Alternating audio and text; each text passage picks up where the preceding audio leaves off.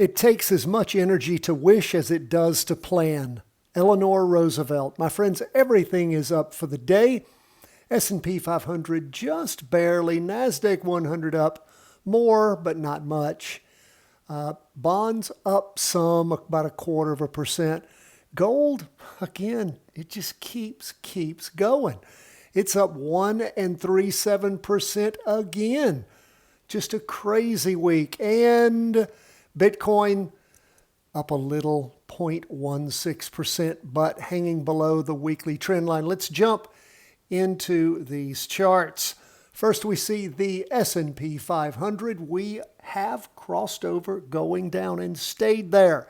See what we did on Friday. We hung just there below the weekly trend line. Where are we on the 2-day? Just below the weekly trend line. First day of the latest 2-day candle, and we ended the week with average volume below the weekly trend line. What does that tell us? Well, it tells us, and again, if you look at the percentage, for those of you who are Patreon members who have the trade execution summary grid, then more likely than not, I mean, again, it's a coin toss. It's just a coin toss. Where is it? I think it's tending down, but I could be wrong. Not enough for me to pull the trigger in any considerable way, not at all so far. Now, this next week, things may rocket further down. If they do, great.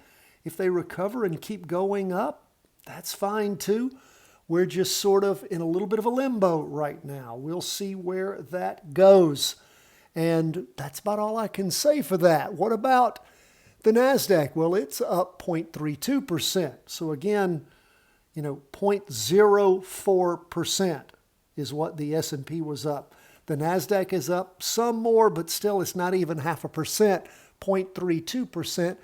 It again did end up, well, it stayed below on the 2-day, below on the weekly with average volume, right at average volume on the weekly. And it did push through in the afternoon with, again, a little bit more movement. It pushed through in the afternoon on the half day. So again, where does that lead us? Ended the week with a crossover going down, but again, not a whole lot pushing that. But it did end up being a red spinning top there, which again is typically one of our telltale signs of a crossover going down, but again, a very weak one. So we'll wait and see as we move into the next week. Still plenty of time if this is indeed a real structural pullback, but again, just not sure. And that's okay. We're going to wait till we are. What do we see going on with bonds? Well, bonds ended the week, pushing through the weekly trend line on the half day and the 2-day. Well, staying above it on the 2-day and above it on the weekly, even though it's a red down candle. So what are bonds really doing? We can just see them sliding sideways, can't we? And we can't even draw any kind of trend line here. So what does that tell us?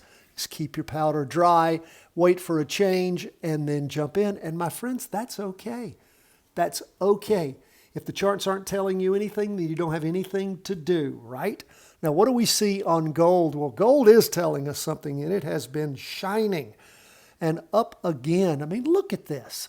Look at this just incredible slam up over the course of this week. Starting on Tuesday, just moving up beautifully. Just absolutely beautiful. I thought it was Tuesday after Martin Luther King holiday on the 20th. And again, just continuing to move up so beautifully. Tuesday, Wednesday, Thursday, and Friday. Just gorgeous. Gorgeous. We're long gold. Bitcoin up 0.16%. Okay? So what does that mean for us? Well, we're still below the weekly trend line on the half day, the 2-day, and the weekly.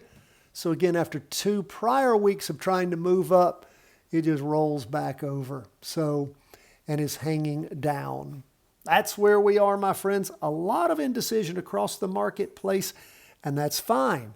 Again, I do have a reminder of what happened in February of last year on the S&P. You can see toward the end of February, well, how things They started moving down some in December and then peaked up in late January and then topped off, and then late February, hammering down until April. So could it be a repeat of what's happening last year? Might be possible.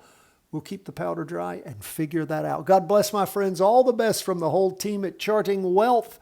Patreon members, always, thank you so much for your support in underwriting the cost of the channel. God bless.